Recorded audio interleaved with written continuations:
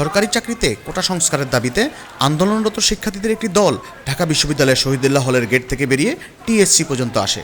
সেখানে দায়িত্ব থাকা আইনশৃঙ্খলা রক্ষাকারী বাহিনী তাদের লক্ষ্য করে সাউন্ড গ্রেনেড ছোড়েন। সাউন্ড গ্রেনেডের প্রচণ্ড শব্দে ছত্রভঙ্গ হয়ে যায় শিক্ষার্থীরা।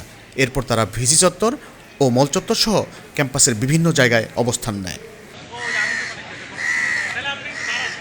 পুরো বিশ্ববিদ্যালয় এলাকায় এখন থমথমে পরিবেশ বিরাজ করছে।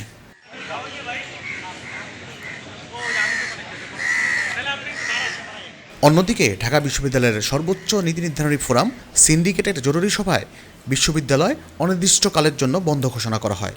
পাশাপাশি সন্ধ্যা ৬টার মধ্যে সব আবাসিক শিক্ষার্থীদের হল ছাড়তে নির্দেশ দেওয়া হয়। তবে শিক্ষার্থীরা এমন নির্দেশনা মানতে নারাজ।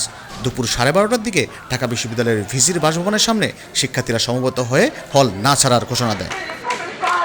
এদিকে আন্দোলনরত শিক্ষার্থীরা 1 ঘন্টার ভিতর আইনশৃঙ্খলা রক্ষাকারী বাহিনীর সদস্যদের ক্যাম্পাস ছাড়ার আলটিমেটাম দিয়েছেন।